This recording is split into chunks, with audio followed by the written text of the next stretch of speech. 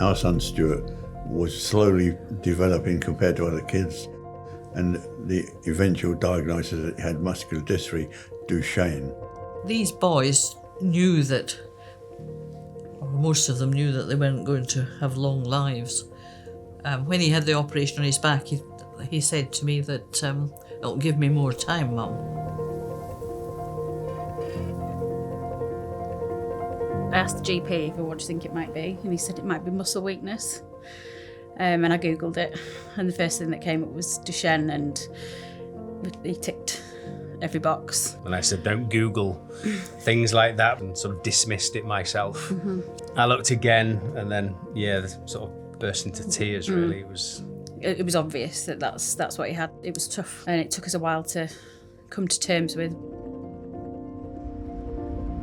What we need to keep in mind what we speak about Duchenne is put yourself in the shoes of the mom, of the dad, who is told that the 4-year-old boy walking and playing around will stop walking at the age of 12 or 13 and will die before they die themselves. That's just terrible. I live with facioscapular humeral muscular dystrophy. I was diagnosed with FSHD when I was 31. It was a real shock. Of course, I'm more restricted in what I can do. I'm still the same person. I'm still interested in the same things. And it's about finding a balance, isn't it? About what kind of person you want to be. That's our transporter that changed life, so Stuart could Yes. go anywhere after that, which is good. I know he died young, but he still had a whole life. He was a very happy, cheerful child too. One of my favourite things to do is play power chair football. One of my favourite moments is when I got top goal scorer for our team. There's no doubt that things have moved on whilst there is no cure. I think overall the managing of the condition has also improved a lot. For example, Joe's been taking preventative heart medication thanks to previous clinical trials. Now the boys like Joe are benefiting from that.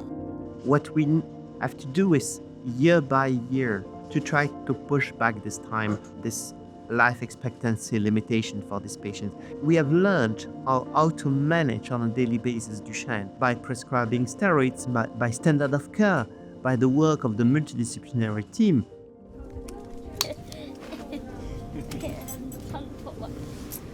You good to go? Yeah. Yeah? Yeah, I'm ready Should we go to the beach? Yeah. Nice.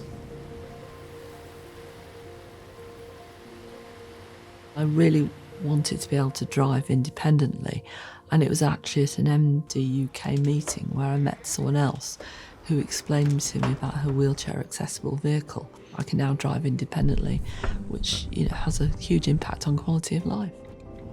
So in a sense, it's the culture and community that MD UK have created that's helped and supported me, and that's why I'll leave some money to MD UK in my will.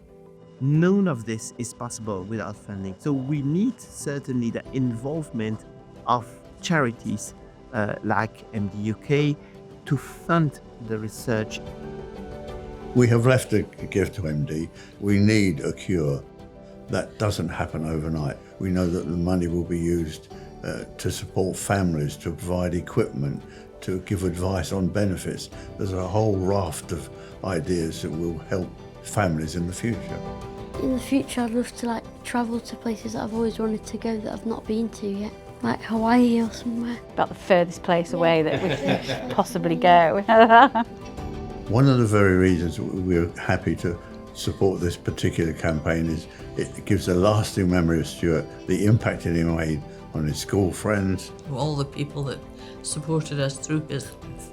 What we know 5 years later is that yes, we are efficient, but there is still a huge unmet need, not only for one neuromuscular condition, but for a large group of conditions that affect hundreds and thousands of people in this country and millions around the world. Change the story. Change the story. Change the story. Change the story. Change the story!